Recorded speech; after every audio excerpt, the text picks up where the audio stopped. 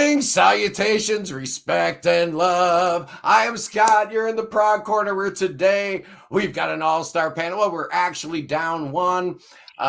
Alex from the Beer and Vinyl channel can't be with us. And then we also had, we were supposed to have somebody else. We'll see if he comes in a little bit later. But Tara also under the weather today. So, at the very last minute, I called Kyle. And, it's been, 2 months since we've had Kyle on board. How you doing today, Kyle?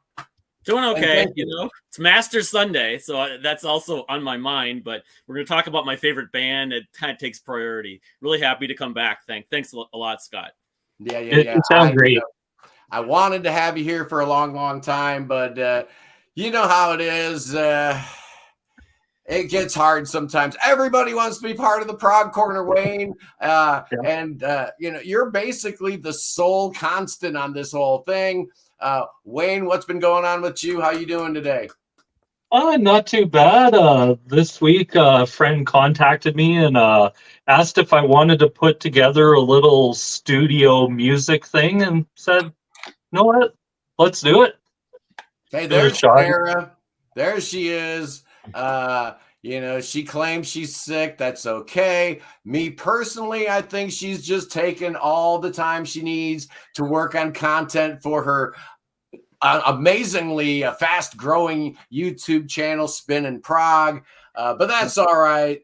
We love you. The radio show. Maybe that's what she's working on. Doing good. Pontus, the Swedish prog nerd, back in the house. Pontus, how you doing today? I'm doing great. Recently, I've been on the Contrarians, and we had some sort of a discussion about bands that grow and grow. Yeah, as they go along. And I was on that, and just received my Martin Popoff book about Robert Plant. Nice. Hey, Pontus, I haven't watched that episode yet. I think it's on the Patreon site, so I think it's coming out very soon. Okay, and so it's coming out, and it's I'm doing prog. The other ones are doing heavy metal, so that's cool. There you go. It's me, Grant, Martin, and some other blokes. Among them, a guy called Jeff, who's very new to the Contrarians, and I would love to see more people on Contrarians. We are a very cool crew. You can talk about very weird albums and subjects and stuff like that. So if you feel like it, become a patron and join us. It will be great, I think. Absolutely. So, the Contrarians have the Prog Corner seal of approval. Absolutely. Even if Martin Popoff has never been on the show, but, that might have a little something to do with me never asking him. Who knows? Cody, what's going on, sir? How you doing? Martin would do it if you asked him. I know, because he's been on my channel many times, so I'm actually going to have him back again very soon. We're going to do one about Queen. More details on that soon. Taking it day by day, man. Uploading content, doing my 2 radio shows. I got a show on Deep Nuggets Radio every Thursday night at 8 p.m., and of course, I do Prog Radio with Kevin. Well, I do my own show over there, Breaking Prog, every Thursday at 12 noon Eastern. So, show. Check it out. And subscribe to Rockways Vinyl Bites for new cool content all the freaking time. And, Tara's got her own show on Prog Radio. Oh, yeah. Fantastic. Her and her dad. Really, really cool. Of course, I've got my show that Kevin and I put together every Friday at noon Eastern, where we just do all the stuff I've been talking about on the Prog Corner all week. But today, man, nobody wants to hear me talking about any of that kind of stuff.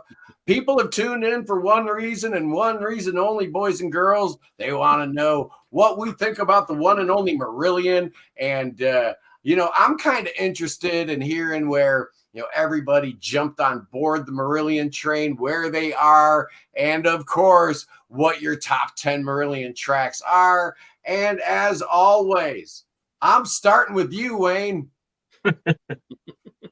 Yeah, so Marillion for me, I came into them doing reaction.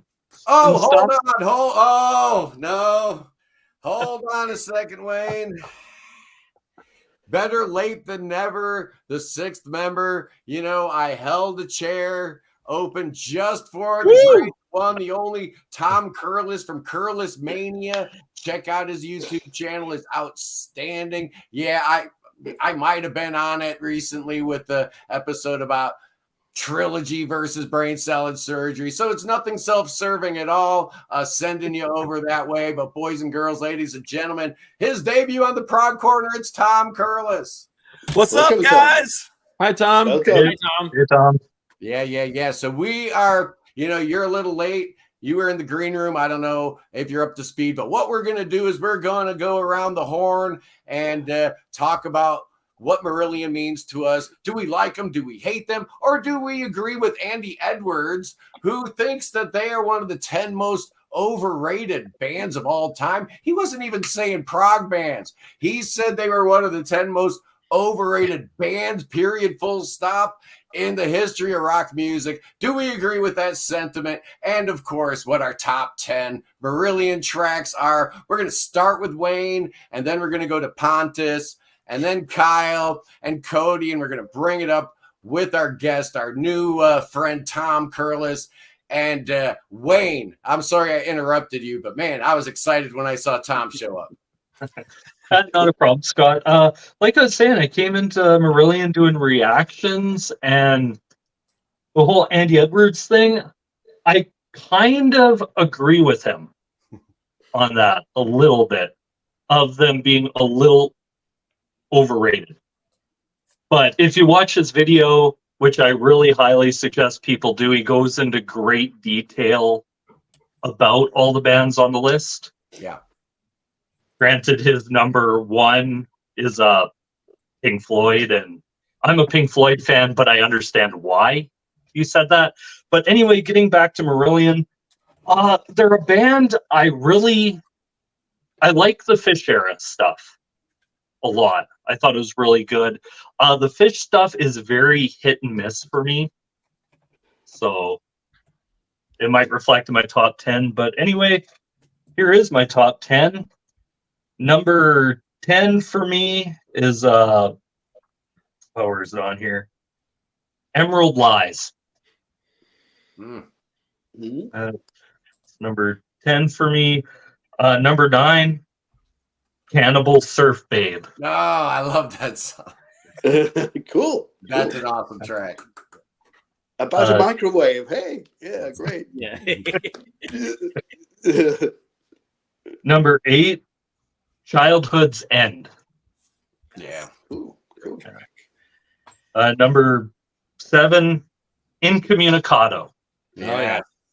Yeah, love that Almost made my list. Fun video to that song. Almost made my list. Number 6, Script for a Jester's Tear. From the debut. Yeah. Number 5, She Chameleon.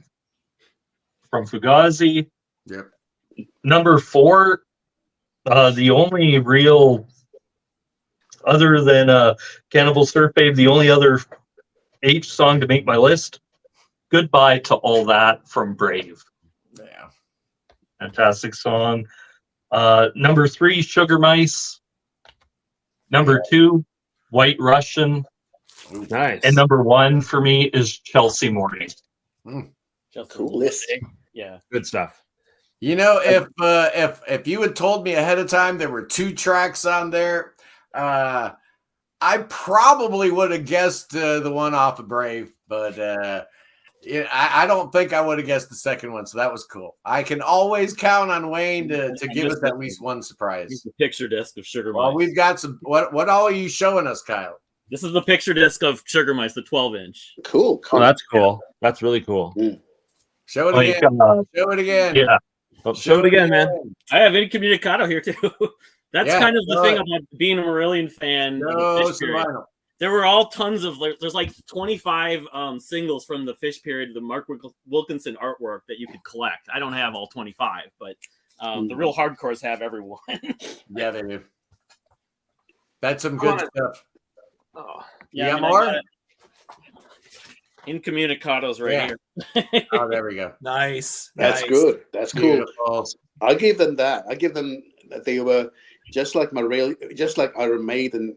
They were giving the fans great content and great things to buy and things to collect. I must say. EMI, yeah, EMI was like, go ahead.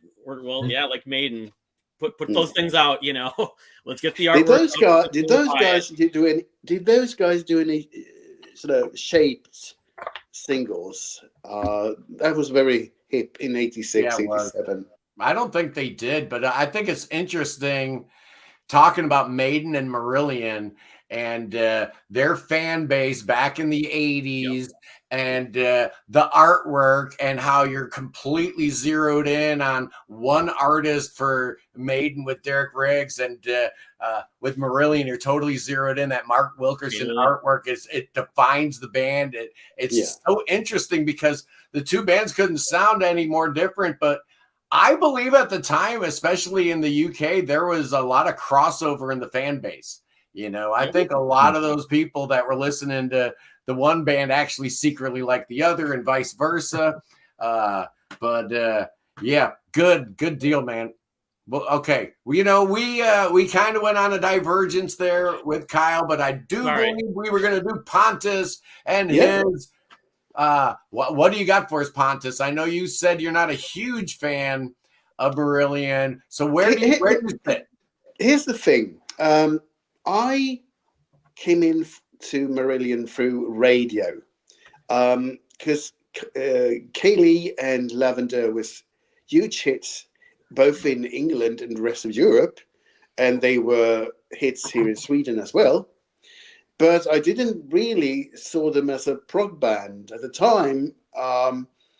The major shift for me was seeing Clutching at Straws in stores. A friend of mine went to shows and was excited about it. So when the Thieving Magpie came out, I jumped on board, bought the album. I did choose between that and the Delicate Sound of Thunder. I remember standing in the record shop choosing between. A good choice to have. Though. I did, and I liked that album, but it was very much. And this is a problem for me because the whole neo prog thing, which Marillion is the centerpiece of, is of course that this is prog when it's very much in the middle of the road. It's very accessible music. And 18 months past that, I bought that album. I got into King Crimson, Zappa, and Gentle Giant.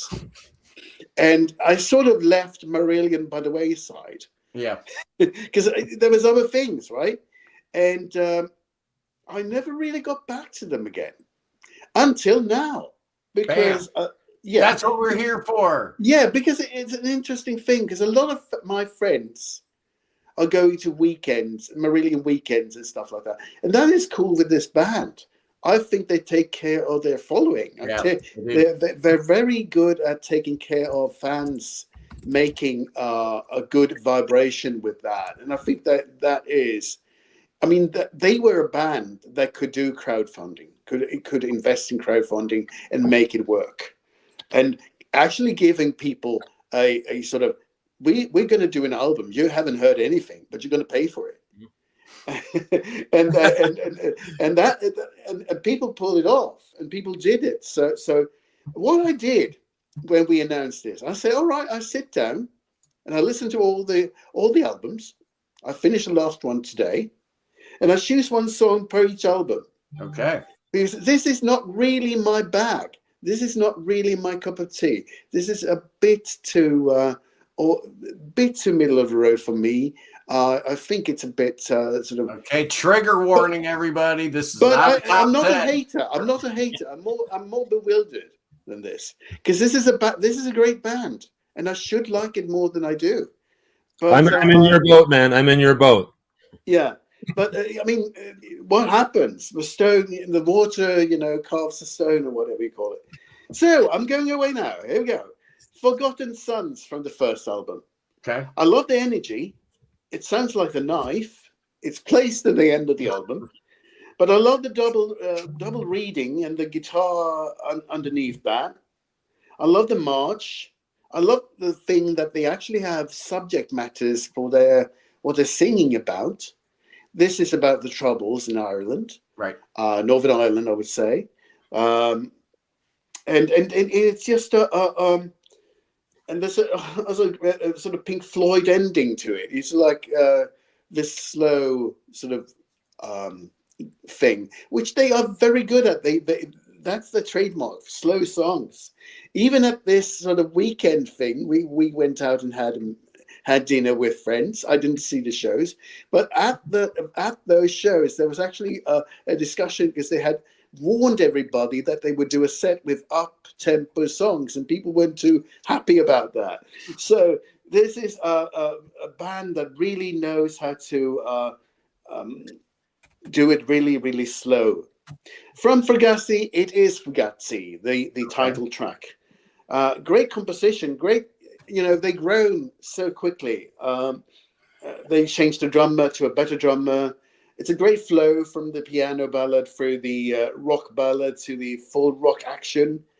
I love the Scottish ending. Where are the prophets and all that? I think it's a great, great song. From Misplaced Childhood, it's Misplaced Childhood. This is the concept album of the 80s. It was conceived that way, it was played that way, and it works best that way, to listen to it in one whole. It does. Yeah, and it deserves to be. It's like having I Think It's a Brick, although I Think It's a Brick is a better album, but it's like having those albums. Remember the Future, for instance, or things like that. It is an album that really, they hit the spark here. They really hit their own on this album. Then there are not so much traces of Genesis and Pink Floyd. They're having their own sound now, and they also get a great hit out of it. So they actually have a number 2 album or something like that in the UK. From Clutching at Straws, I'm going for Sugar Mice, a very beautiful breakup ballad. Yeah. A thing, it's very, very well written. The lyrics are great. The chorus is fantastic. Just what I was going to tell you, you need to kind of speed it up, because these guys have like 100 albums. Kashmir comes in at Pontus's defense. Pontus has great knowledge on all this music. He's a credit to the panel. I couldn't agree more. So thank you. My bad. I'm sorry. I stand corrected. It's okay. It's okay. Season's End, the title track of that. Good singing from. This is the first Hogarth album. I mean, it's a great subject, the environmental thing. I love the Snowflakes ending. There's an instrumental bit in the end. From the 1991 album, I go for the trio of tracks that is at the end of the album: This Town, The Rakes, Progress, and 100 Nights. This is a mini epic that goes from a clearly a rock song into this slower atmospheric things, and it works very great. So I really, there were other tracks as well on that album. I understand that it is not an album that many people look upon as the best, but I think it's that trio of tracks really gelled with me. One of my favorites from Brave was Made Again. The acoustic, I love the acoustic stuff. I really love the acoustic stuff, and that it also was the end of the album, so that it is something that sits and do it different. It's a different vibe from the rest of the album. From the Afraid of Sunlight album, I go with Gazpacho. Again, a great subject about O.J. Simpson, who recently passed. And also there were quotes from Lennon. There were on the subject of fame and all that stuff. And I love the vibe of that track. From next album, the title track of The Strange Engine. A great sort of a great epic about Stig Hogarth's father. Yep. From the Radiation album, which is not so much a prog album, it's a rock album, and I thought it was quite interesting because it was so different from them. I go for Under the Sun. Okay. Great rocker, mostly guitars, a new sound, great organ. I love the energy. From next album, which I think is, you better help me out here, because I just wrote the song down. It's called Built-In Bastard Radar. It's a great rocker riff guitar, and I love the guitar solo. The last, and then I have a song called If My Heart Were a Ball, It Would Roll Uphill. It's a great groovy rocker from a dreamy section in 7/time. Then it goes back into a sort of ending that is so typical Marillion, the slow thing. And now we're going back to the marbles, which is a fun thing because in English, British English, we have the taste of, losing one's marbles, right? Going mad. And I go for Ocean Cloud, a fantastic, I think, a fantastic late epic. I love the thing that they actually made it like a rocking boat all the way through. Yeah. Then we have the Something Else album. I go with Faith. I love that jazz waltz guitar, the calm jazz feel with Dwayne at the guitar. From those, we're almost there. The double album that's split in half. I go for Asylum Satellite 1. I love the Leslie guitar on that one. It's a more psychedelic one. And when we have sounds that couldn't be made, I go for the Gaza. I think it really sums up what I feel now about it, what was then in 2015 or 13, I guess. And it's a great subject. He really worked with the lyrics. It really shows. From the Fear album, I'm going with a shorter song called Living in Fear. I think that subject is very interesting. That was about the whole Trump thing and the whole sort of resistance to facts and all that. And the last one is Be Hard on Yourself from the last album, An Hour Before It's Dark. Nice. I think I thought that was a good representation. But it's not my favorite band, but I think there's some great stuff in there. You did well. I mean, that's a very big discography to go through and actually take some time with and, have an intelligent conversation about. I think you absolutely nailed it. There might actually be one or two of those on my list. So well done, Pontus. Thank you. We're glad you're here today, but you know what? I'm excited because it's been a long time since we've gotten a list from Kyle, and I know this was super short notice. In fact, like less than 2 hours ago, I contacted him about this and Tara's illness. So I apologize in advance if Kyle is less than his usual stellar self, but you know what? I get the feeling that he's the kind of guy.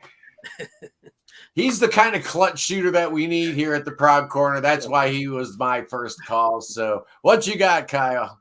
Thanks, Scott. Well, do you want me to tell my background first? I want to hear it, man. Yeah, and then I want to hear as short as possible. Andy Edwards. Also. Yes, I haven't watched the Andy Edwards video, although it doesn't surprise me that he'd have Pink Floyd on the list as well. Yeah, and a friend of mine just took me to that video. So, so Marillion, they are my favorite band. Everyone has their favorite bands, and they're kind of looking for it. Like when I was in high school, I got into Led Zeppelin and then I discovered Rush. And Rush was like, I can never find a band I like more than this. But then suddenly people were talking about, because it's prog rock and you got to hear these other bands. They mentioned Dream Theater. They mentioned eventually King's X and Fates Warning. A lot of the other Genesis, Crimson. But then Marillion and Misplaced Childhood. And I'm like, what the hell is this? and I listened to Misplaced Childhood, and I kind of liked it, but I didn't understand the hype about it. But then I got that compilation later that year, that 6 of One Half a Dozen Other, with, the other singer. Like, this is kind of good, and this kind of reminds me of Pink Floyd, a little bit of Rush, and it just kind of snowballed, and they just started to speak to me, and I kind of felt like they were like a person's band, and they never got to be so famous where like you saw Marillion fans left and right. You saw your Yes fans, you saw your Genesis fans. You never saw them really. So they've always been my band in that sense that they felt like a personal band to me because they never got to be so massive. Not here in the U.S., No, especially, in the U.K. more so. But in the U.S., they were a cult band. They did open for Rush, of course, twice in the 80s. And they were booed, actually. They weren't treated well, from what I understand. Nope. And so, learning the history, of course, the different singers and learning about just the different eras, it just kind of snowballed. And, they did the campaigns like you talked about. They were the first band that really did a crowdfunding campaign. It wasn't Radioheads and Rainbows. It was when they were when they did the tour, the U.S. tour in '97 for This Strange Engine. The crowd funded that tour. The tour, I have the book. It's talked in detail. This is an older copy, but I have the book. I forget the author, John Collins. It's called Marillion Separated Out Redux, and it tells the details of. I wasn't even barely online in '97, but right. So and then I think actually at one point I kind of just start to question. I was so into Dream Theater, and Dream Theater had to be my favorite band, like fan base. But then they put out Marbles, and I'm like, I can't question this band anymore. Yeah, I love them too much. So, and that not that every record they put out since has been like my favorite record that year, but there's always music I enjoy, and I'm pretty much a loyal lifer fan for them. So, all right, I'll get into my list so I don't take up too much more time. But I have a bunch of honorable mentions, but I won't go over those until later. So, number 10 is coming from the Radiation album. It's a song called A Few Words for the Dead. It takes about 5 to 6 minutes to get going, but the climax is unbelievable. Like a Middle Eastern element with these tablas and just this wall of sound and the emotion in some of H's lyrics. So H, or people don't know him. People in the fan base refer to Hogarth as H because there's already another Steve in the band, of course. You're showing stuff, so I'm making you big on this. All right, I appreciate that, Scott. Number 9. So I go to the Season's End record, and while I love many tracks on this record, my favorite song on this record is a song called Berlin. Even though lyrically it's very dark, it's about like a Holocaust survivor whose husband died, and she's like, talking about parts of like in a war scene, but there's a saxophone solo that just totally makes this track, and it just kind of climaxes. The atmosphere just totally works on it. The first album with, of course, Hogarth from '89. Of course, a lot of the stuff from Season End, there were demos with Fish, and then a lot of stuff that ended up on Fish's debut album, Vigilant Wilderness of Nears, you can hear remnants of. So people that like the Fish stuff, haven't heard Season's End or vice versa, should probably check out the other, because you'll notice parts that you remember, you think you know from that. So number 8, let's see, I got to make sure I'm not going in the wrong order here. Yes. Oh, I need to get the Brave. I'm going with Hard as Love from Brave. Not my favorite track, but I love that track. A lot of people love that track, especially the soft part in the bridge that's really sad and mellow. Brave is my favorite album of all time, so it's like I got to pick a song or two from it, right? That part goes, "You makes you hungry, makes you hide." That's just, I get goosebumps every time I hear it. So number 7, I'm gonna do the right order here. Pontus already mentioned it, and I'm going with the suite at the end of Holidays in Eden. This town will make progress in 100 nights.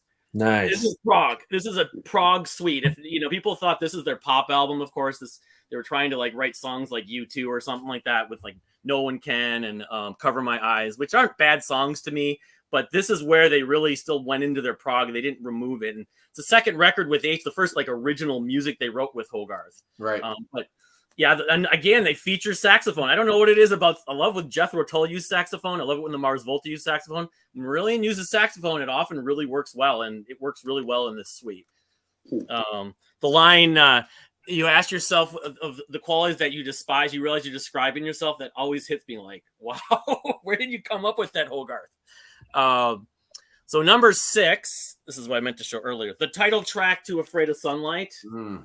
I love that the climax where, you know, you're almost dead. It's only a matter of time, and then you have Mark Kelly's keyboards that come in. It's goosebumps, and it's got that orchestration. It's just so big. It sounds like something off of Brave almost, but like it's like Brave encapsulated in one track musically in some ways. Good call, love it. So number 5. All right, so this is gonna please some of the fish people. I'm going with the opening suite on Clutching at Straws. Hotel Hobbies, Warm Up Circles, and That Time of the Night, which I have. Here's the Warm Up Circles picture. Yeah, look at that. Look at that. Yeah, good. The passion lyrics. I mean, it's just so good. You know. I mean, people know that open. There's not a better opening of like almost any record I've ever heard, actually. So number 5, number 4. So now we go back to Brave. My favorite track on it, The Great Escape. I had the lyrics read at my wedding. Actually, I had the lyrics from Made Again, but it's like something that video last year. It's kind of like, you know, this girl's lost and she doesn't know where else to go, so she's going off the bridge, you know. But the greatest guitar solo of all time for me is Rothery's guitar solo on this. I mean, you know, you could say Comfortably Numb. I think he one-upped Gilmore on The Great Escape. So number 4, that was number 4. Yes.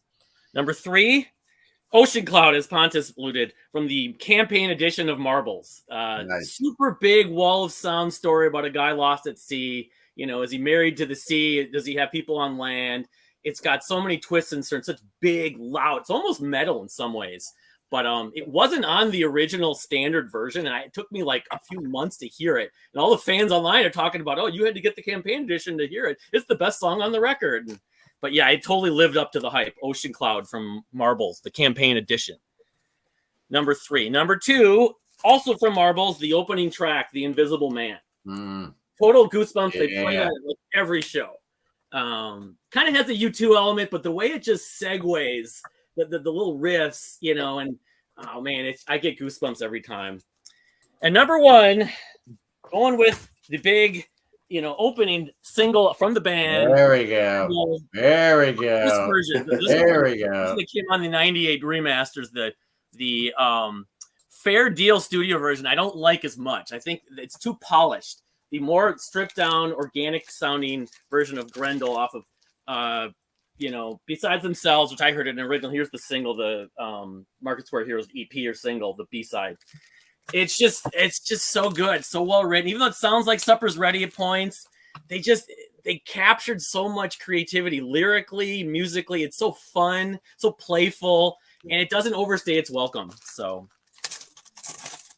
those are my Big 10 from. That was awesome, man. That was awesome. Wow. Talk about a replacement coming in at the last minute, knocking it out of the park like I knew he would. That's why he was my first call. He was my only call. You know, we would be shorthanded if Kyle couldn't be here. So thank you. I really appreciate it. And I like you doing top 10 Yes songs, Scott. I mean, you know. Yeah, there's certain things I knew, you know.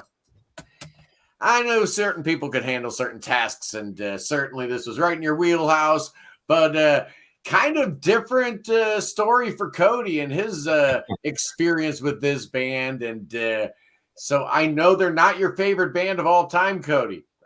Where do we sit right now, and have we found another song besides Easter that we like? Yeah, I found like a couple of albums that I really like all the way through. Yeah. And one of them is a Fish album. So, I mean, there's that. Like I said, like I'm just, you know, for full transparency here, I'm not going to come on being like, yeah, I've listened to this band for years and years and I've loved it. No, that's not the case for me at all. I wasn't a fan when I first heard them about 10 years ago, and I just kind of sloughed them off every time. Yeah, and before you get going, Kyle, what is up with Trespass? Sorry, Cody. Yeah. I forgot all about it. So thank you. This is an artist that's done many album covers, and they had the Trespass. This is, you could call it slightly alternate version. The guy's from like New York or something, but there's a local store here in town that carries a lot of these paintings on their wall. It's called Cheapo. It's like my favorite record store, one of my favorites in the Twin Cities. And there's tons of these on their wall, and they sell them. And I saw Trespass. It's like, I have to buy that. That's really cool. I think there's a website that he sells them. I mean, there's all stuff like Echo and the Bunnyman to like Zeppelin to Sabbath. You name the album art, and I don't know. I wish the guy's name was on the bottom here. Yeah, that is cool. That is cool. So thanks. That is super cool. Little show and tell there. But we're cutting into Cody's time. Sorry, Cody. That's okay. No, hey, I have Genesis, my favorite band of all time. I love seeing stuff like that. So if you got more, show it.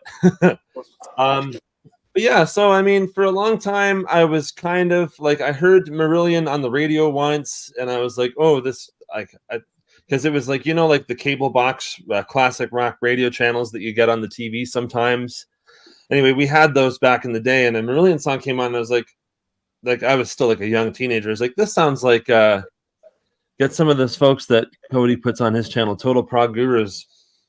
What are you taking like Lauren? I was going to mention Cody. I knew Lauren back in the day, and he only liked the Fish period too. So he eventually age grew on him as well. So I think that might be kind of like a veiled insult to the excellent panel that we ourselves have put together today. If I were any one of you, I would be insulted. And your name might be Progatron, but no, I understand. If we're referring to Lauren, I couldn't agree with you more. I would never pretend that I know as much about prog as he does. In fact, he's probably forgotten more about prog than I know. So, we are all about entertainment here. We're not, we're not getting the rulers out here. It's not that kind of show.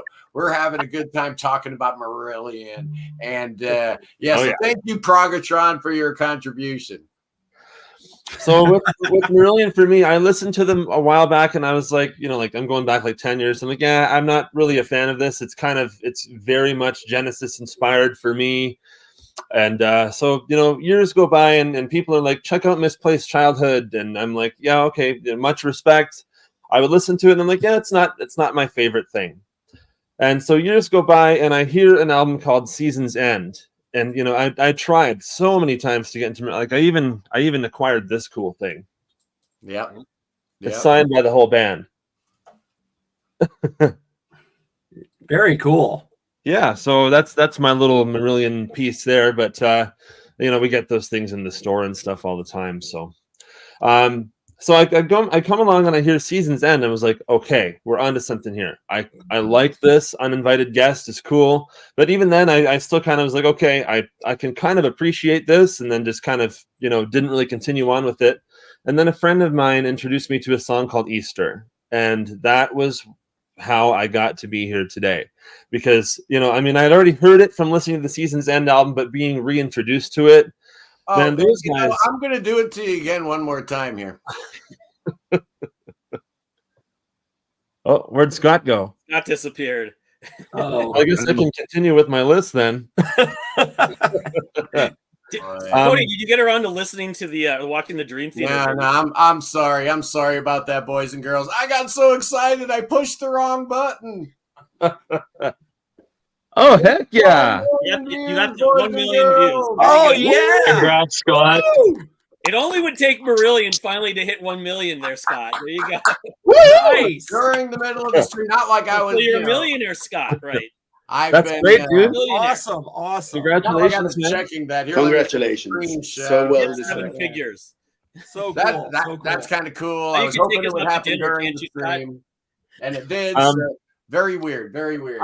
I got to grab something from Peter's comment there. Oh, boy. Oh, boy. Now we've gone off the rails. Let's read some comments in the meantime. He says, have you not persuaded Cody to adore Fugazi yet? I'm on the road, man. I am on the path. Wow. This is my path, and this is how we get it. So, anyway. I understand. The struggle is real. Fugazi is actually a difficult album for me, so we'll talk about that a little bit.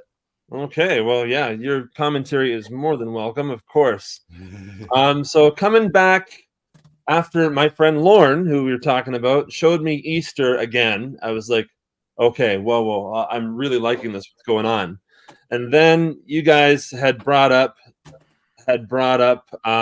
doing the stream, and so I went and got a copy of Season's End, Holidays in Eden, and Brave. Yeah. And I have absolutely fallen in love with these albums. And so you're going to see a lot of these albums mentioned on this list. And I was happy to see that Kyle had mentioned a few of the same songs that I have. So number 10 from the Script for a Jester's Tear album, we have Garden Party. I like the rhythm in that. Yeah. I like the changes. Mm-hmm. I like the lyrics. I think the lyrics are funny in that. And then we go to number 9, which is one that Kyle had mentioned. Rakes in Progress and 100 Nights. Yeah. I think it's just great. And this has the surround sound mix of this album in it. And it is so cool hearing this in 5.1. It's like you're being surrounded by the music. Why didn't I like that at first? I don't know. I liked it from the first I song. did not like that at first. I didn't. It took a long time. I had to go back years later, and I'm like, wow, I was wrong, man. I was dead wrong. It just sounds like they're trying to do pop. That was part of it. And so that really turned off people. Sometimes the approach is different if maybe you weren't there at the time and you're coming into it with fresh new ears. That could be. But Rake's Progress and 100 Nights, I think the lyrics are so cool in that. It's very intense. It's got a darkness to it. But it also has a beauty to it, and the guitar playing from Steve Rothery is fantastic. Yeah. Another one is from an album that I don't yet own, but I've listened to it. I had it pretty much on repeat yesterday. I loved it. It's Clutching at Straws, that album. I didn't expect to have so much Fish stuff on this list, but hearing that album again and just listening to it. Actually, I'd listened to this originally way back when Scott had talked about it with Pete Pardo on Sea of Tranquility at one point. And so I went and listened to it about a year ago, and I was like, oh, I actually like this, but again, it never just jumped into the deep end, right? But the same one that Kyle had mentioned is another one that touched me very much. Hotel Hobbies, that suite there with Warm Wet Circles in That Time of the Night. Oh, awesome stuff. Yeah. Awesome stuff. I like the way that those guys can make 5 feel so natural. Yeah. And believe me, I analyze those types of things, especially time signatures and key changes and rhythms and all that. It's me too. Some bands can just groove and just feel natural with a little bit of a swing feel. Yeah. A little bit of credit to Ian here, right?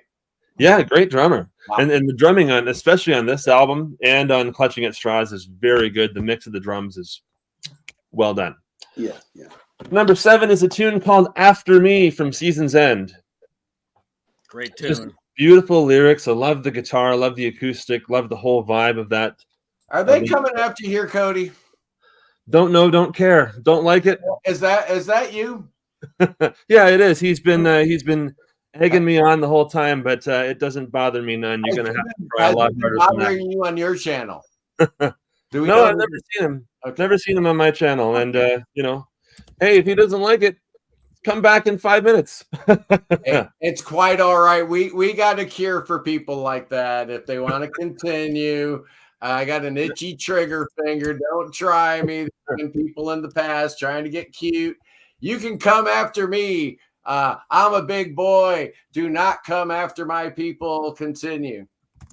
Oh yeah, it doesn't bother me none. Haters gonna hate. What can you say? Number 7, After Me from Season's End. I love the approach to this song. Ignore that crap. I will. Thank you, Tara. Yeah, that people, I don't know with some of these people, but anyway, After Me. Love the lyrics. Love the whole vibe of the song. It's just great.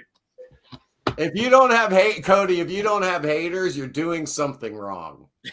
Yeah, I mean, this is probably the third one that I've encountered in the YouTube world over the past 4 years of having a channel. So you know what? At least they're there to balance it out, right? That's right. Go for it. The next one is another one from Clutching at Straws. It is Slanche Va. Yeah. I love it. Love that. I actually love that whole album. The concept is just great. The whole way it flows, it has a really great flow to it, and it makes you want to hear it again when it's done. Jeff knows what I'm talking about when it comes to pulling the trigger. He knows exactly what I'm talking about. We protect our own here. This is a safe space. We're talking about prog rock here, people. Leave my guys alone. Stop it. Man. We're just fans. That's it. That's all. Leave us alone. That's an Irish title. Yeah, I know. I read about it. It's a Irish Scottish title. Number 5 is "Hard as Love" from the Brave album. Now I had a hard time picking one track from this because it is so good that it is like, well, how are you going to pull one track off of a concept album where all the songs flow like this, right? Yeah. I mean, how are you gonna do it? But I did it because I love the riffing in it.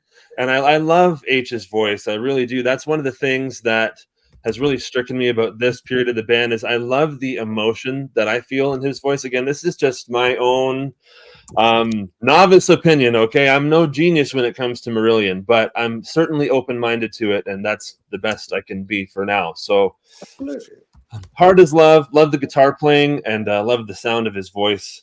Number 4, we're going back to "Season's End" with a tune called, maybe you guys probably won't like this one because it is a bit more poppy in its approach, but it's a tune called "Hooks in You."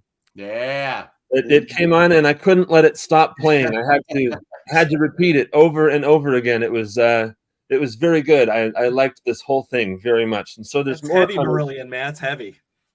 What's that? That's heavy Marillion. "Hooks in You." Yeah. A little heavier sound. Yeah. That was a single, wasn't it?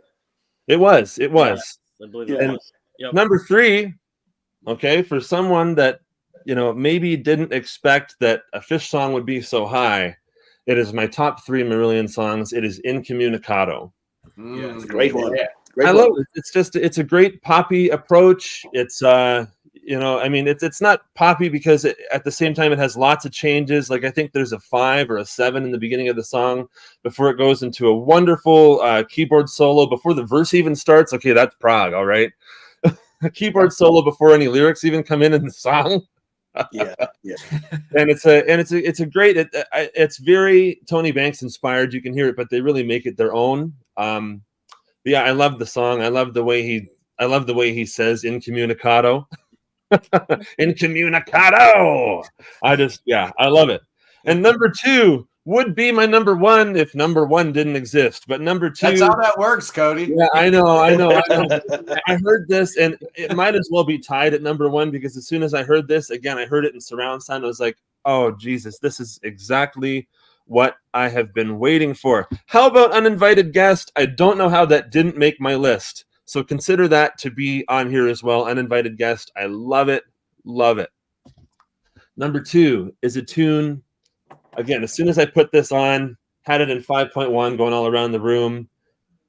"Splintering Heart." Yeah. It's a good one. "Splintering Heart." Again, just my novice opinion.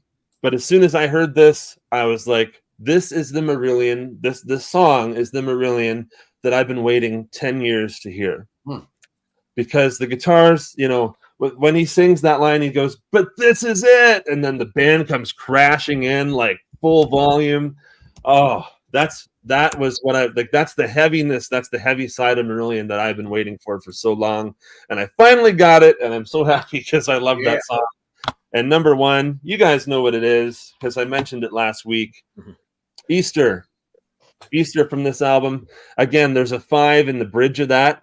It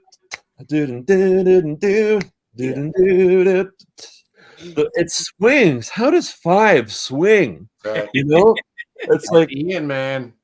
You know what I mean? And I love Hogarth's voice, and this is a song actually about the Irish too. So there should be some Irish people in the comments here who appreciate this tune even a little bit. But that's a song that he had written from a previous band that he was in called the Europeans, and this is one of the few songs that he brought over from previous times because the only other Marillion song other than Kaylee that gets played on Irish radio. Yeah. Well, there's a reason. It's a good tune, and he typically I did a lot of reading about him because that's kind of what I do. As when I get into bands, I just read everything about them that I can find, and he didn't bring a lot of songs over from before he was in the band. Most of the stuff he wrote while he was with them, but this song was so good that they had to allow him to put it on the album. Very good tune. So that's support for Easter. A lot of people coming out of the woodwork. Sal loves it. Stevie G loves it. So I hope Kashmir loves it. It wasn't my honorable mentions as well. The people love you by and large, Cody. You know, it's when you become a big old YouTube star that they start coming out of the woodwork. They start coming after you. It's all good. You know what, man? I don't know what I'm gonna do if Kashmir doesn't like it. I know, you know, it is what it is. We got our eyes open. We're watching everything, and we'll have none of it. Anyway, that was an awesome list, and it's always great to hear, you know, what somebody who doesn't have a long history with a band feels when they submerge themselves in a discography for a little while. It's really honest and it's really unfiltered. So thank you, Cody. That was amazing. And another thing is that there's other albums and maybe like other parts of Marillion Records that people have good connections to that maybe I haven't really warmed up to yet, but I respect everyone's opinion. That is the most important thing to remember, is that like I'm not here judging. Just, you know, maybe someone else loves Misplaced Childhood. That's great, you know, like all the power to you, really. Like, you know, it just I respect you, and that's all there is to it. Marillion, it's a huge discography. There's a lot of things happening, and they went from all these different areas. So there's a lot of to get into, and I think you're right. You find something, and then you have to.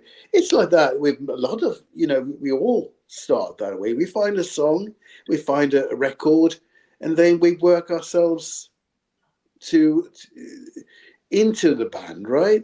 Whether it's Marillion, or whether it's King Crimson, or whether it's Taylor Swift. Well, yeah, Scott and I know a little bit about that. No, yeah, we do. Don't be jumping ship now, man. Yeah, no, I'm all over it. I deny nothing. I'm not Peter at the third crow of the cock. That's not me. I will deny nothing. I love Taylor Swift. There, I said it again. She's got a new one coming out next week. That's right. I'm excited.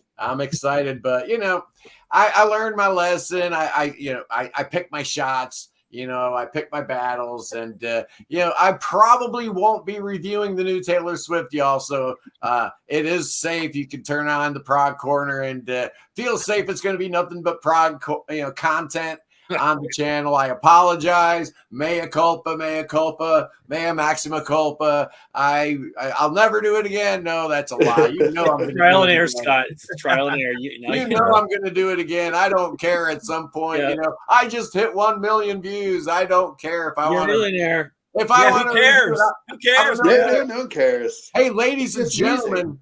We've waited a very long time. We're 52 minutes into the stream, and it just feels like it's way overdue that we get to meet and get to know Tom a little bit. Tom, how's it going? What's your deal, and what's your connection to Marillion? Man, it's going great. Thanks, Scott. Thanks for having me today. Let's make you big. Why not? I'm making you big. Hey, wow. All right. Well, thanks again for having me, Scott. This is really fun. Man, Marillion, when you asked me to do Marillion, I was like, yeah, I can do Marillion. I'm all in, man. I'm especially on the Fish era. And I think I told you this earlier. I said, well, I made my list and I felt guilty. I really felt guilty. I was like, oh, it's so Fish heavy, but I can't help it. It's like the heart wants what the heart wants, right? I can't. Absolutely. That's right.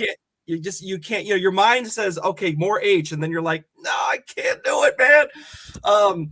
So I saw the Andy Edwards video, and it's funny because you're like, yeah, okay, I'm in. Yeah, he's going through these bands that are overrated. Yeah, I'm in. Yeah, I'm in. Okay, I'm in. Then he hits Marillion, and I'm like, what? Marillion? Overrated? Like, I'm thinking U.S., right? Because I mean, in the U.S., they're always sort of a cultish band. Yeah. Same here. Yeah. And so I was like, what is he talking about? How's Marillion overrated? But then, it's funny, you look on YouTube and you watch like concert footage from like, at Fugazi tour or whatever it is in like mid 80s. And they're like in England, their people are just singing the lyrics back to them. Like huge. They're playing to huge crowds. So they were big in Europe, in UK. They were huge. Yeah. So anyway, I guess that's what he's talking about. But I'm like, for me, I just didn't get it because I was like always like, man, Marillion. I would tell people I like Marillion, they'd be like, who? So back in the day. But my history with Marillion is I remember a buddy of mine, a music friend of mine, said, hey man, there's a band that sounds like classic Genesis for the 80s. And I was like, I'm sold. Like he's like, I was a huge Genesis fan and I was looking for anything Genesis related. And it's like, hey man, this band kind of sounds like Peter Gabriel era Genesis in the 80s. And I'm like, really? Okay. So I checked out Script for Adjuster's Tear, and ever since I'm in for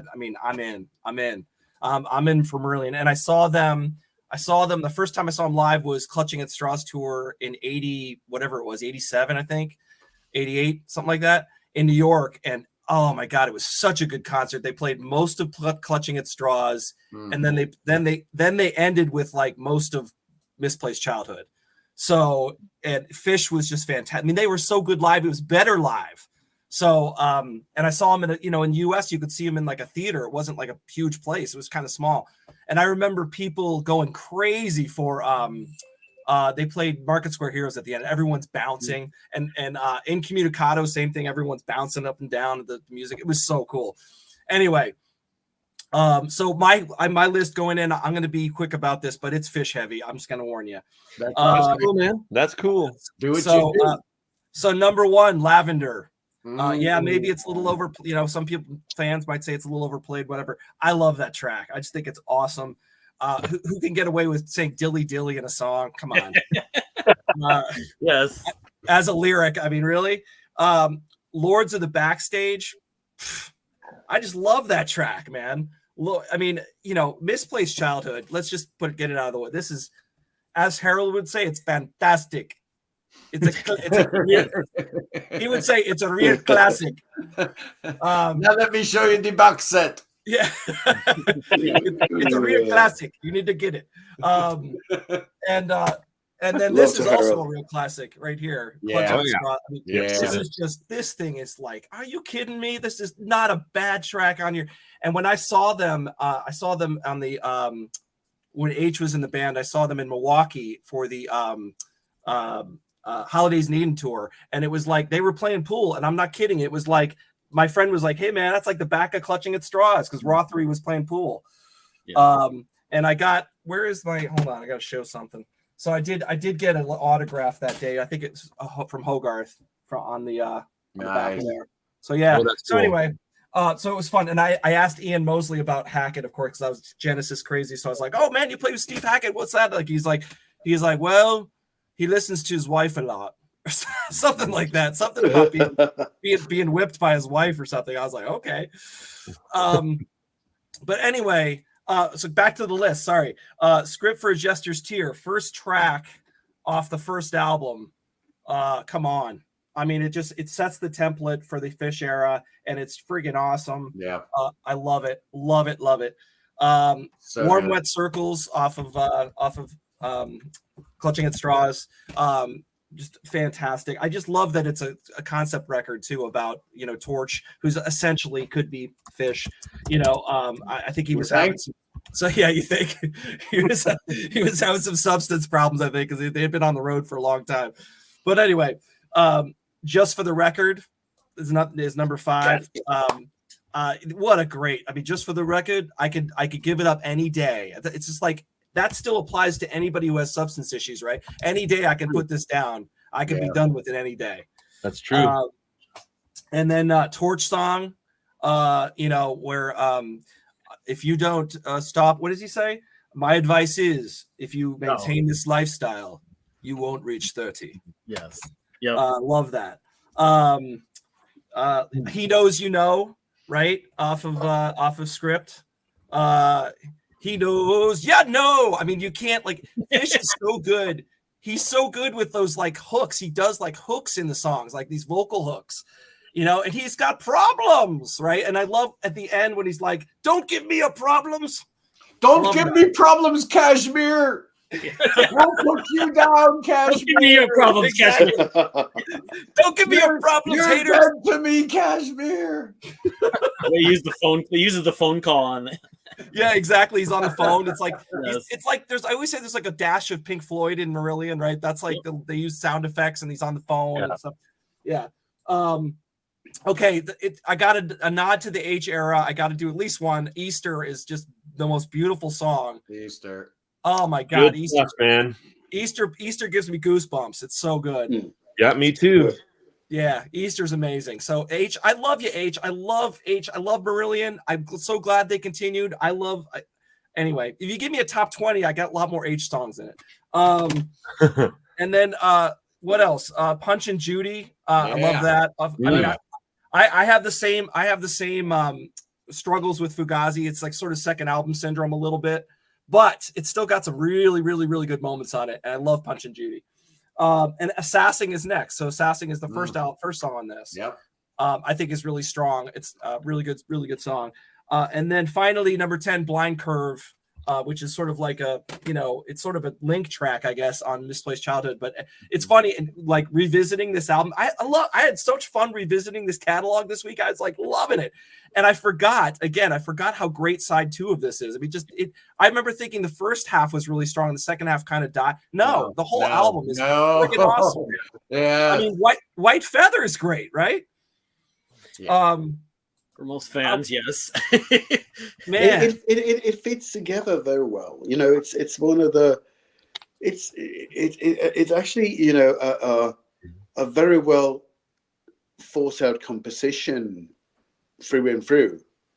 I think, and it's one of the better albums of the 80s. You know, it's funny that you said that it's almost like their version of Thick as a Brick. It's a really good comment. I mean, you don't think of it that way, but you're right, because a lot of these seem like they're fragments that are put together as a whole, and it really works. And Thick as a Brick feels that way as well. Lavender, you know, is very short there. The single version is longer. Yes, you exactly. Know, so that's the idea, that piece lasted that, and then we have to have another single, so we have to extend it. Yes, exactly. So that's my 10. But I have to mention really fast. Kaylee, Sugar Mice, Afraid of Sunlight, Runaway from Brave, King of Sunset Town, and Hollow Man. So I feel better now. I feel better. If I'm not mistaken, good list, Tom. That was the first shout out to Hollow Man this whole stream. Little surprise, we went 62 minutes, and that's the first mention of that great track. Sadly, I don't think I'll be adding to those numbers because it did not make my list. But you know, I was telling y'all my history of Marillion, and that I was working at a record store, so I had gotten a promo copy of a script. And I had not heard Market Square Heroes yet. I had to go backwards with that. And, you know, script really didn't kill me. I liked it. It was all right. But then for whatever reason, the geniuses at our corporate headquarters, I don't think they bought Fugazi. So I never saw it. It wasn't until Misplaced Childhood, which I thought was their second album, came out. And I liked it a lot better. Honestly, it really wasn't until Clutching that I was like, wow, this band is actually really good. About that point, we got an import section going. And what is this thing called Fugazi? Oh, what? Misplaced isn't the second album. Okay. And so I was really digging them. And then Fish leaves, and like a big percentage of their fan base, H had some making up to do. He had some convincing to do. And I'll tell you what, the first 2 albums with H, I was not convinced. I jumped ship. I did not come back until Marbles all the way in 2004.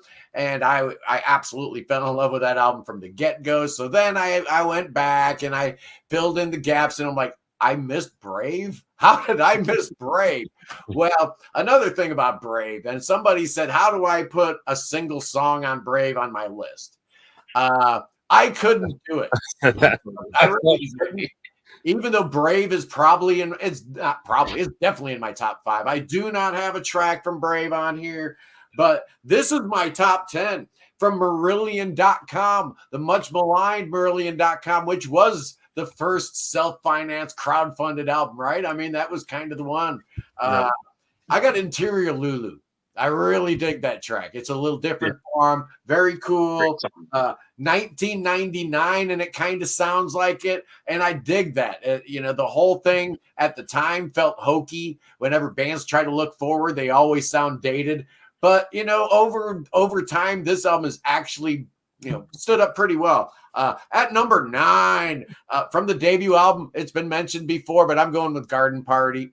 Very important song to the history of this band and their development, and it's also awesome. So why not? At number 8, also been mentioned. I hate to sound like a broken record here, but I'm going with This Strange Engine. Man, oh man. I actually just listened to that again this morning just to make sure I remembered how great it was. I hadn't listened to it in like 2 or 3 years. So I'm thinking, maybe it wasn't as great as it is. Yeah, it's still on the list. It's amazing. At number 7. Yeah, because I got Fugazi a little late in my, history with the band. It took a little while, but Incubus has got to be on the list. I absolutely love it. Could have been Punch and Judy. As you can tell, I'm doing 1 per album here. And if you include Market Square Heroes, which may have an entry, that means, I'm doing 5 Fish, 5H. At number 6, off the latest album, I'm doing Care. Nice. I love it, man. I just think it was the right song at the right time. And somebody said in the peanut gallery that if you're not really paying attention to the lyrical content in this band, you're really not gonna. They're not gonna do much for you. They really won't. They're not the band that their pyrotechnical virtuosity is gonna blow you out. A lot of times they're just kind of meandering around in 4 and doing their own thing, but. Once you start really letting the emotional impact of these songs hit you, and you just realize how amazingly great this band is, and that's perfectly exemplified by Care. Just such a great song. At number 5, I think it's pretty much unanimous on this panel that Clutching at Straws is a masterpiece. I got to put Sugar Mice in there, but basically it could be any track off of Clutching. It really could be. I could say the same thing for my number 4 entry. You start an album with the with a 1, 2, 3 punch of Misplaced Childhood, Silk Kimono and Kaylee and Lavender, and come on, man. But I'm going to side B, and I'm going with that Blind Curve Suite. I think that is just an amazing piece of music. Is it one song? Yeah, it is. Why not? It's a 9-minute track called Blind Curve. That's broken up in smaller pieces. That's never been a problem for prog people. Not a problem for me. Certainly not a problem for the boys in the band at number 3 when they were putting that Fear album together. Same thing with their latest album. Their latest album was actually ID'd as 18 different songs, right? Same thing with the one that came out before it, 2016's Fear, and I'm going with the New Kings. Although I could have gone with El Dorado. That's just an embarrassment of riches. Absolutely ridiculous. Such a great song. At number 2, the one that kind of started it all, I'm going with Grindel. A song I really didn't like a whole lot. I heard the Supper's Ready influences, and maybe I wasn't in love with it at first, but over time, the subtleties of what's going on there, particularly with what Mark and Steve are doing, just so great. And at number 1, Marbles will probably always be my favorite Marillion album. So is it any big secret that Ocean Cloud gets my top pick, my favorite Marillion track? The H era, I was wrong about it, man. I was dead wrong about it. I heard Season's End. I heard Holidays in Eden. I didn't like them. Took me years to get back into them. And once I did, I really have a big appreciation for the H era. But, people that are like Fish only, I kind of get it, because let's face it, there were only 4 albums and all 4 of them are great. You can't say that about the H era. right? There's been some ups and downs. There have been some albums that weren't as good as other albums. So I get it. Yeah. If you want to look at it like that, the Fish era was better. But, numerically, the H era is better because they've had more than 4 great albums during the H era. Yeah. So take that. Agree. Yeah. That is a good idea to good look argument. at this. But Yep. good idea to look at this band from a lyric standpoint, because that is perhaps the way to get into it. Because I find it a bit, sane-ish sometimes, and maybe the lyrics is the gateway. Absolutely. Hey, that was fun. The lyrics are the biggest part to me. As oddly, I like the music first generally, but the lyrics just stand out sometimes so much. I think there's something to be said with things that, like, people say better or best. Well, it's different strokes for different folks, right? I mean, some people like all of it. Some people like all their records right from the first one to the last.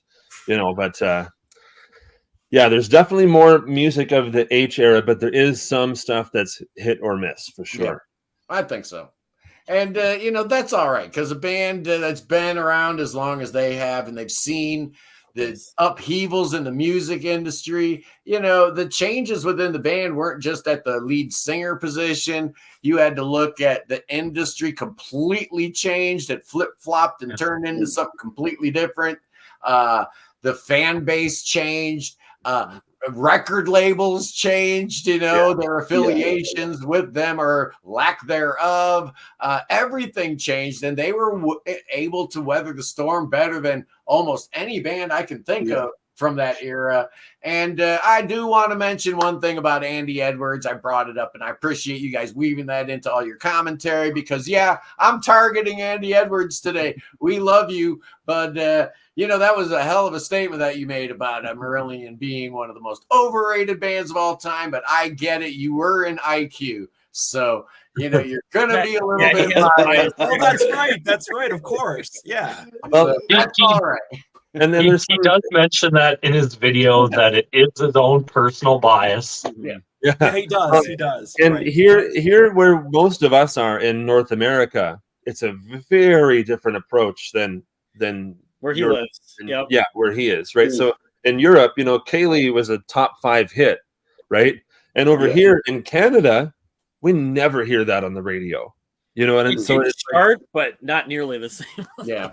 Yeah, so it's a different. It's like the culture thing. It's very different in different places. But with that said, Marillion is huge in Montreal. So I don't know. Fan weekends every 2 years there. Yeah. I have a friend who went. So we are looking at an outstanding schedule of events coming up here, guys. Next week, I've got Desert Island Discs, Wayne. This was one of yours. We're going with it. It's Sunday Prog Stream number 33. And check out this lineup. Hopefully we'll have a very ill Tara with us next week. We're holding your spot, Tara, so don't let me down. Of course, me, Wayne, and Cody. And that leaves 2 open spaces. And right now I have got Scot from Myth of Logic coming back. Yeah.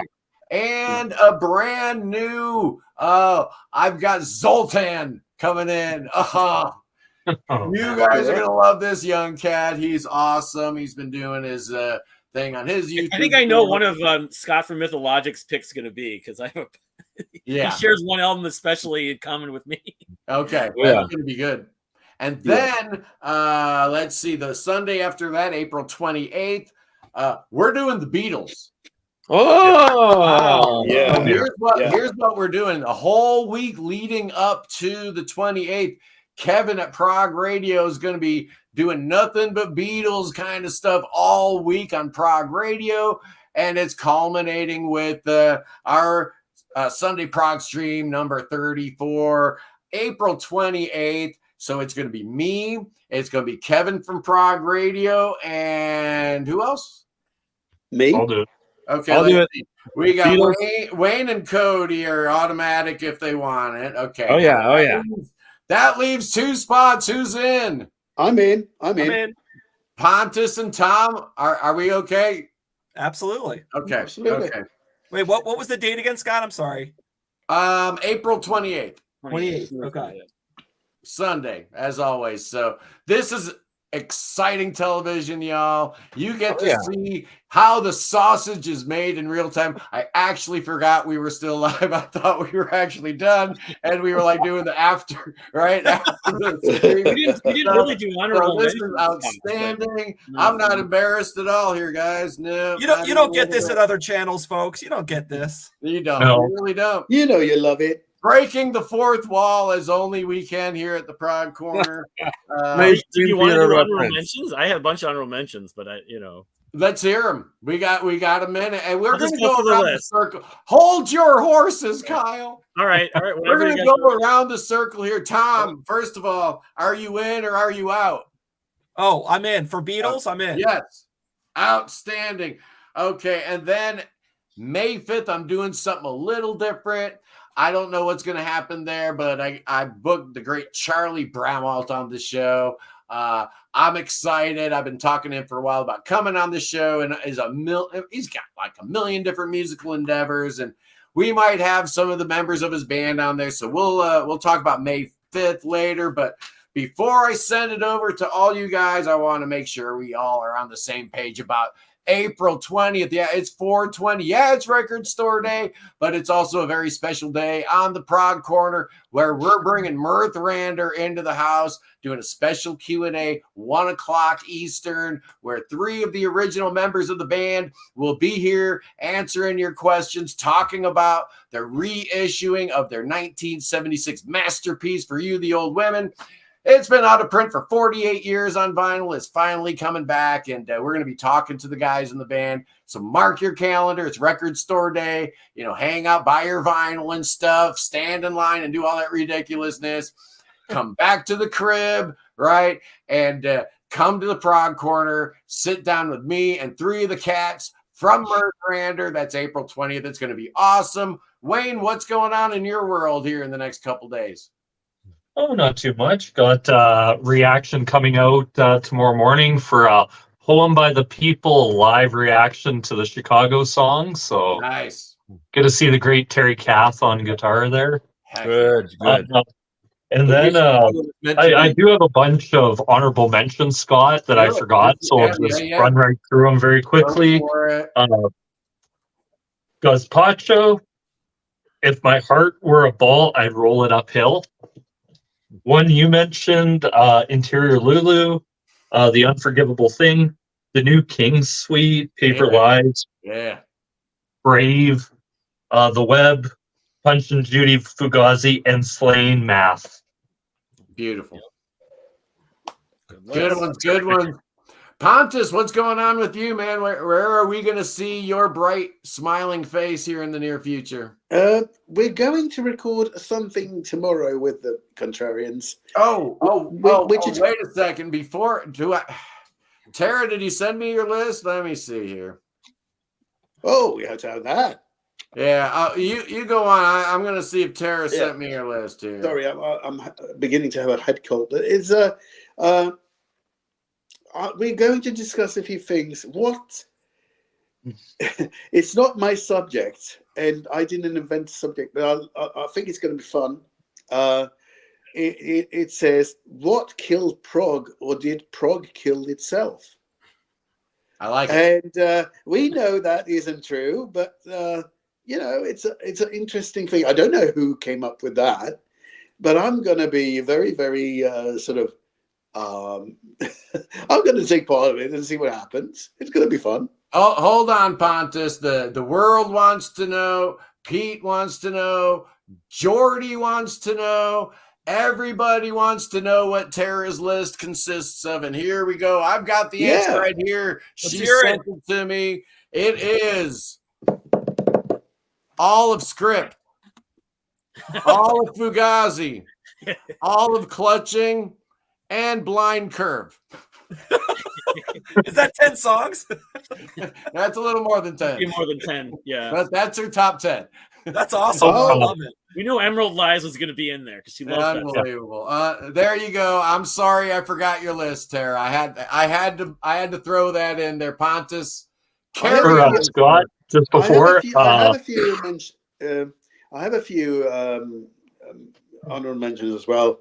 Okay, and then we'll come to you, Wayne. Okay. Yeah, I Script for Justice Tier, Jigsaw, Freaks, White Russian. Oh yeah, and Slothy, the Irish song as well. That Irish song, exactly.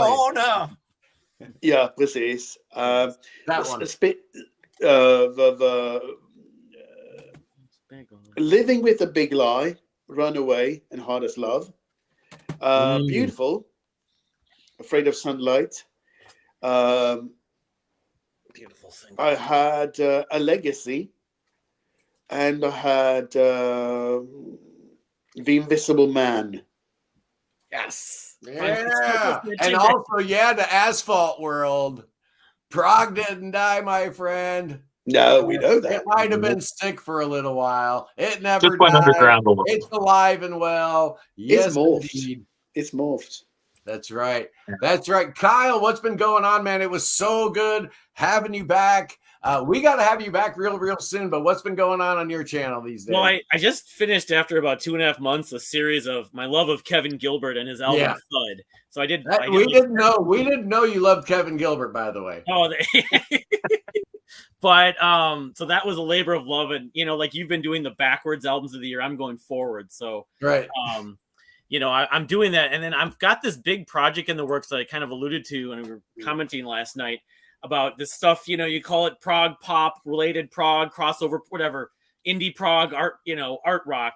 I'm calling it progressive art rock, and I've got these slideshows of like over 300 albums that I'm going to put on my channel at some point, and then I want to do some sort of longer form narrative. I don't know if I can just get to the point of Rail NYC or Polyphonic with that animated video and telling the story. But I think progressive art rock, stuff like the Muse and Mars Volta and that kind of stuff is a genre that needs to be told. It needs to be told the history of it. And I've spent a lot of time, and I'm still working on it, but that's my biggest focus right now. I can't wait. That sounds ambitious, and better you than me. Absolutely. Well, maybe you could come on my channel and we could talk about it. There you go. We can talk about it. If it actually includes work, that's a whole other issue there, Kyle. Hey, Cody, what's going on with you, man? I was going to shoot some honorable mentions, but sorry. Oh, that's right. You didn't give me your honorable mention. No. So I'll just go through this quick lightning round. That's fine. I have King from Afraid of Sunlight, Interior Lulu. I love that track, that epic track. Easter, of course. Runaway from Brave. The title track from Season's End. These Chains from Radiation. Garden Party. That's a super catchy song. I've always loved that track. Yeah. Slain Maha from Clutching. The Childhood's End. What was that? What was that name again? Whatever you want. I call it Slain Mahath. It's Slante Va. No. Sorry. No. I was wrong. It's Slanche Va. Slanche Va. Okay. Yeah.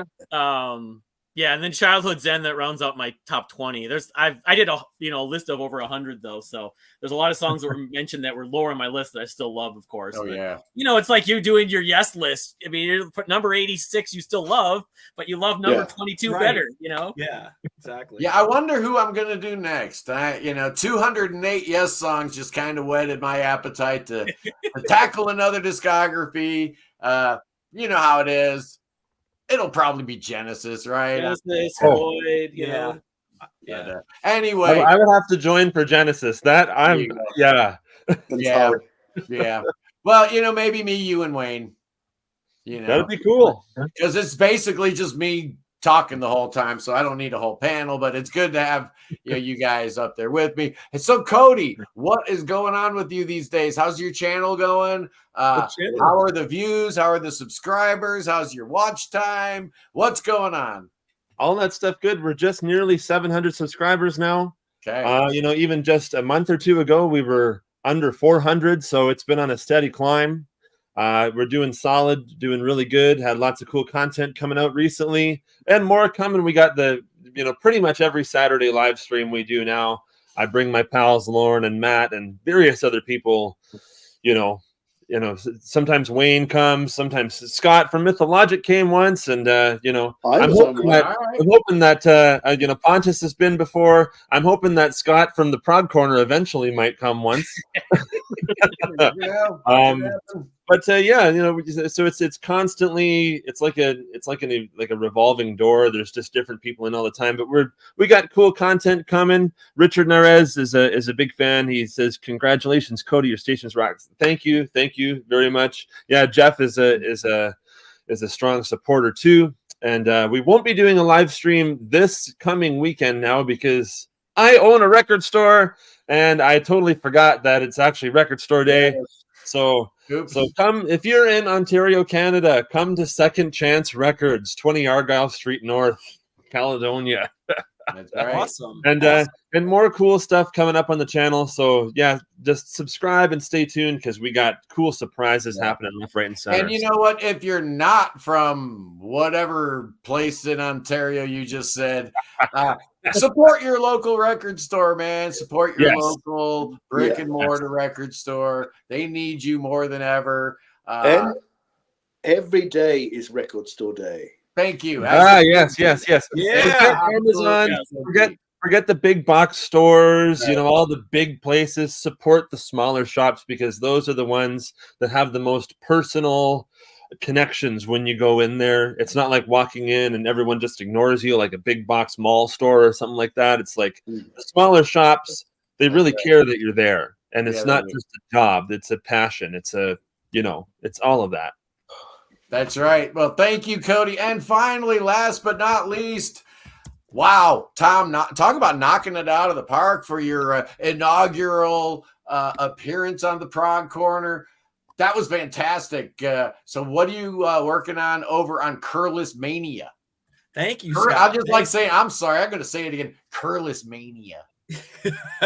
Sounds a little crazy, right? Yeah. It kind of is crazy, but no, thank you, Scott. I appreciate it. It was really fun. I mean, I have a little passion for early Marillion, so it's no problem for me to gush about Marillions, like no problem. And what I was gonna say, one last, I can't help it. One last honorable mention. You mentioned Incubus. Yeah. That's like a deep track that's killer. I agree with you. That was one that stuck out to me this time. Anyway, so yeah, Curless Mania is my channel. I'm doing I just released late 80s Queen, like The Miracle versus A Kind of Magic, which is like total mixed bag battle. Like, I mean, some of the songs on there are just like, you know, so I love Queen, but those albums are spotty, man. Yeah, absolutely. And Prince of the Universe always rocks. There's some good songs on there though. There's some bad. There's some like, ooh. Oh, there's some trash. I revisited that record recently. Yes, Every Queen album had good songs. Every single Queen album had good songs, including that last one that they did. Right. Including Hot Space. Every Queen album had good songs. Yeah, Innuendo I like a lot. But anyway, I'm getting off track. So there's a video for that. Check that out if you're interested. And then I'm doing a Kansas battle this week with my friend Davey Cretin, and we're doing Point of No Return versus Leftoverture. So Davey Cretin was supposed to be on the program here, but he kind of blew me off. He said something about having to like go to work or something like that during the Sunday Prog stream. So his work schedule's kind of screwy. He said he told me that too. So I don't know. But anyway, but I'm like, Davey, you missed out, man. Get back on the. But anyway, but yeah. So and I'm also going to be on the Who Killed Prog thing or the whatever. Did Prog kill itself? I think they're just talking about the first wave, the 70s Prog. What happened? Why did it? Because it was so wildly popular for the early 70s, and then why did it fade out at the end of the 70s? Whatever. But I mean, Prog is still alive. You know, Prog is still alive and well, obviously, but like it changed. Yeah, absolutely. Definitely. And there's been a real resurgence of it, I find, since like, 90s up to now. In the 80s, it was kind of a different thing, but now ever since, basically, ever since Dream Theater was sort of a thing in the early 90s, look at all the prog stuff and the crossover prog metal albums we've been getting lots of. It's like people aren't really caring about getting radio play and stuff anymore, so they just go, "Oh, hell with it. I'm going to make the music I want," and that's all there is to it. Everything is underground. Exactly. Everything is underground. Well, that's a great segue to something I want to talk about for my Prisms of Prog channel. I was actually going to mention, in my opinion, a very underrated prog metal band that most people don't even consider prog metal, Sabotage. No. Okay. Oh yeah. Doing a whole deep dive on Sabotage. Oh, very cool, Wayne. I'll definitely catch that. Awesome. Yeah, they not only, you know, we're doing the Mirthrander on April 20th on Saturday, but next week on the Prog Corner, I'll probably do a couple episodes, but I'm mainly going to be focusing on getting like my Mirthrander stuff in order, like all the questions, because I got like over 150 questions that people have asked, so I got to collate them a little bit, but I am going to be reviewing this beauty right here. Oh, yeah. It's Emerald City Council. Nice. Cool. Yeah. Ocean Carries. Very cool debut album. So that's coming up on the channel. Anyway, the Eclipse was absolutely amazing last week. So I'm still feeling really good about that. We hit 1 million views on the channel here live during the that was really cool. We're a millionaire. Very, very cool. Next week, look at that. Puppy. We're gonna go. Even the dog is happy, man. Yeah. Yep. He's a sweetheart. Look at him. There we go. He's adorable. See the new mascots of the Sunday Prog stream. He's like, when are you going to stop talking about Prague and take me for a walk, man? Come on. That's pretty much, I think, where he's at right now. Well, that was definitely the highlight of the stream. I want to thank you guys for making this another great show. Next week, like I said, Saturday at 1 o'clock, it's the Mirthrander live Q&A. And then Sunday at 1 o'clock, it's the live Sunday Prog stream where me and a panel of all-stars will be going over our top 5 albums that we would take with us to a desert island. Desert island, right? We got a desert island, we got a turntable, and only room for 5 records. What are you taking? So that's next Sunday. Anyway, guys, thank you. Great show. I love you. Peace in the Middle East. Free the Ukraine, and God save the king. Save King Chucky. I'll see you fools soon. Peace.